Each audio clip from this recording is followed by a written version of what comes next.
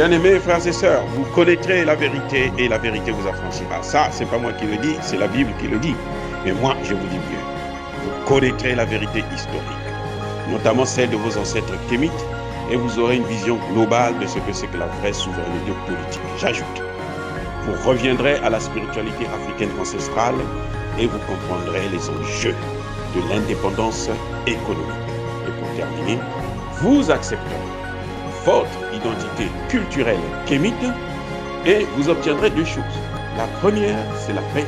La seconde, c'est le développement, à une condition. L'unité de toute l'Afrique noire, l'unité de tous les Noirs du monde entier. Hotep à tous. Emmanuel Macron à Washington. Emmanuel Macron est allé rencontrer le président américain Joe Biden. Au menu du jour, imaginez quoi? Le gâteau africain, comme d'habitude. C'est vrai, il y a eu d'autres sujets comme l'Ukraine et autres, oui, non, divergences, mais ce qui est essentiel, ce qui a caractérisé, ce qui était sur la table de négociation entre Emmanuel Macron et Joe Biden, c'est l'Afrique. Comment je le sais? Pourquoi je le sais? Vous savez, en politique, ce qui compte, ce n'est pas ce que l'on dit, mais c'est ce que l'on ne dit pas. Et on comprend ce que l'on ne dit pas à travers ce qui a été dit. Joe Biden a dit à Emmanuel Macron, lors de leur conférence de presse, merci, Monsieur Macron. Nous aurons le sommet USA-Afrique. Vos contributions seront prises en compte. Vos contributions sont les bienvenues. Or, bien-aimés frères et sœurs, entre États, il y a quoi? Y a-t-il l'amour? Il n'y a que les intérêts. Les États-Unis rencontrent les pays africains. Vous pensez que les États-Unis ont besoin de la France?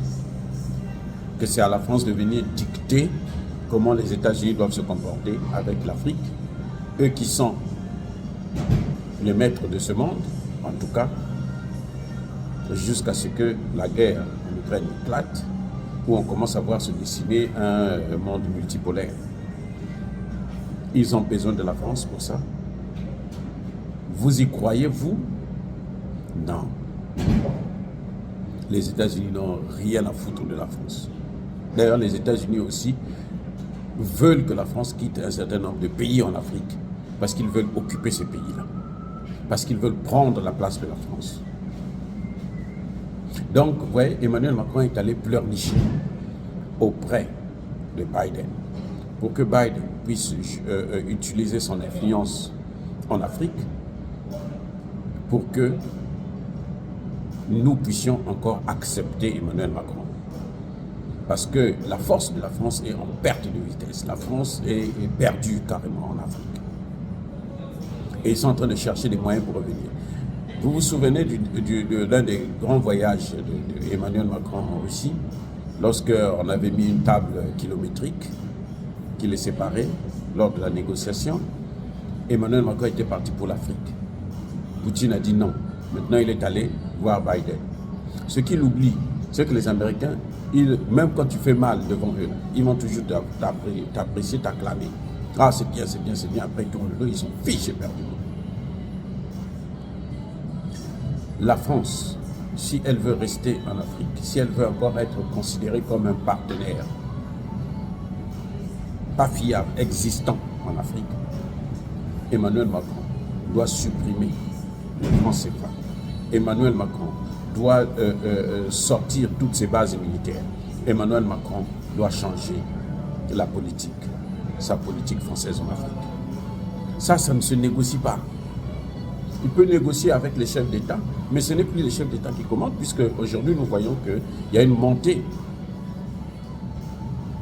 en puissance des populations souverainistes qui veulent affirmer leur souveraineté. Bref, ce qui est en train de se passer aux États-Unis, ou ce qui s'est passé hier et avant-hier, c'est que Emmanuel Macron s'est arrangé parce qu'il sait que dans quelques jours, il y aura le sommet Afrique USA. Donc il vient pour présenter ses doléances parce qu'il pense que l'Afrique, c'est lui qui l'a, l'Afrique lui appartient. Parce qu'il ne peut plus passer par les chefs d'État. Il y a des chefs d'État qui ne veulent même plus l'écouter. Donc il va maintenant voir son grand frère pour pleurnicher afin qu'on lui livre l'Afrique. Mais ce que les États-Unis devraient comprendre, ce qu'ils doivent savoir, c'est que si les États-Unis pensent que l'Afrique va se débarrasser de la France pour prendre les États-Unis comme étant de nouveaux maîtres, alors ils ont tapé à côté. Tous leurs experts là se sont trompés. Parce que tout empire finit toujours par disparaître. Le deuxième élément qui m'a permis de comprendre qu'ils ont discuté sur le sujet de l'Afrique, c'est que les deux pays sont d'accord qu'il faut industrialiser leur pays. Les États-Unis, la France. Parce que la Chine, depuis la guerre en Ukraine, avec le train de sanctions qui a été pris contre la Russie, contrairement à ce que l'on a toujours dit, la Chine a refusé désormais de vendre les semi-conducteurs aux États-Unis. Donc les États-Unis veulent maintenant se lancer eux-mêmes dans la fabrication des semi-conducteurs. Les États-Unis se lancent dans un programme d'industrialisation pour redonner des emplois chez eux.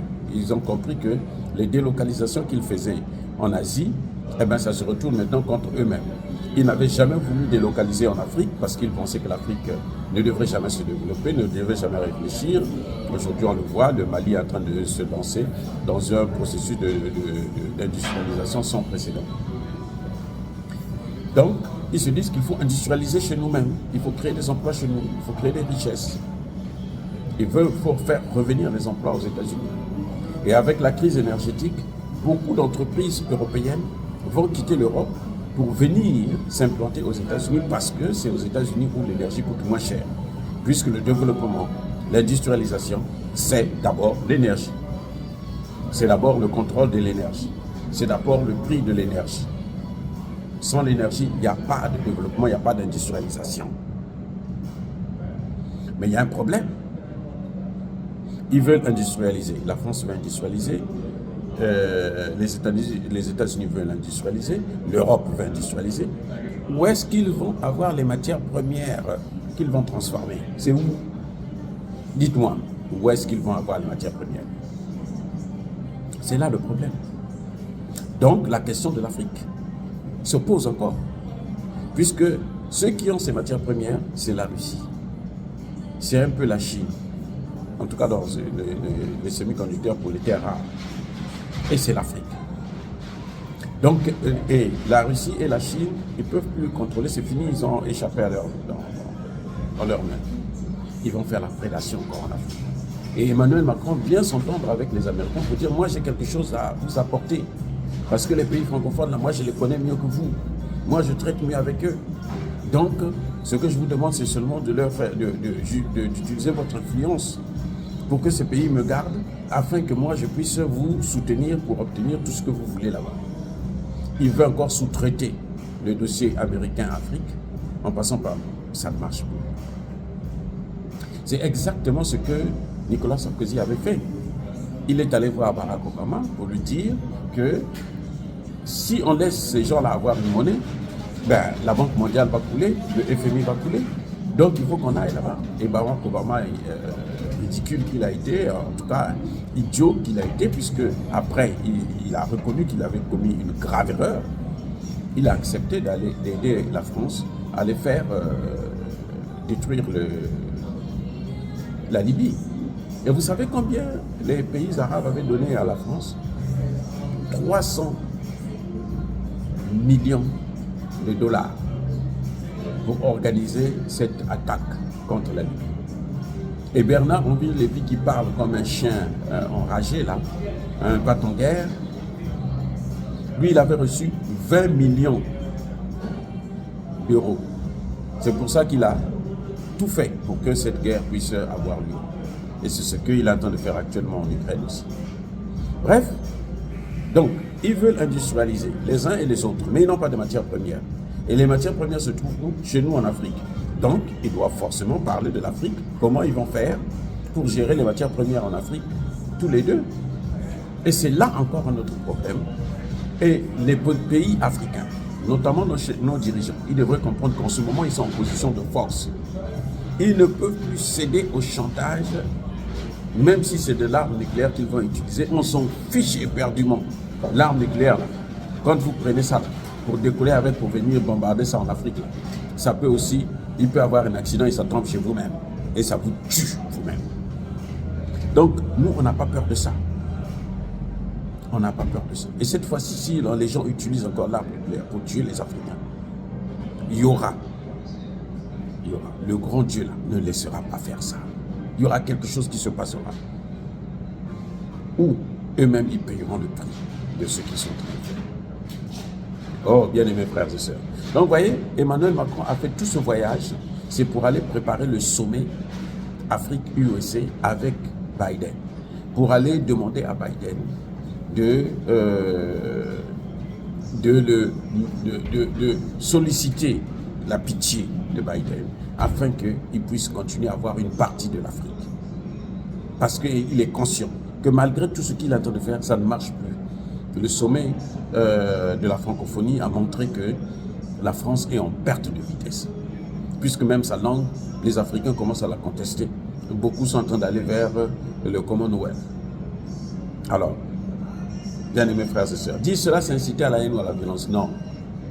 Il y a la colère de Yamadel. Soyez bénis, je le persiste et je signe, par le Dieu des Kémites. Mais que tous ceux qui persécutent le continent africain, tous ceux qui nous détruisent notre continent, tous ceux qui nous pillent et déstabilisent, qu'ils puissent être foudroyés, neutralisés, punis, écrasés, ravagés, maudits par le Dieu de nos ancêtres kémites et par nos ancêtres angélisés.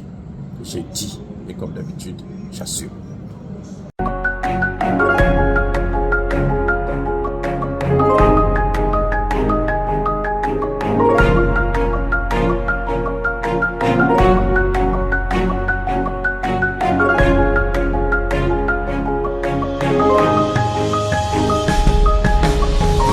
Eux, ils marchent par la foi et non par la vue.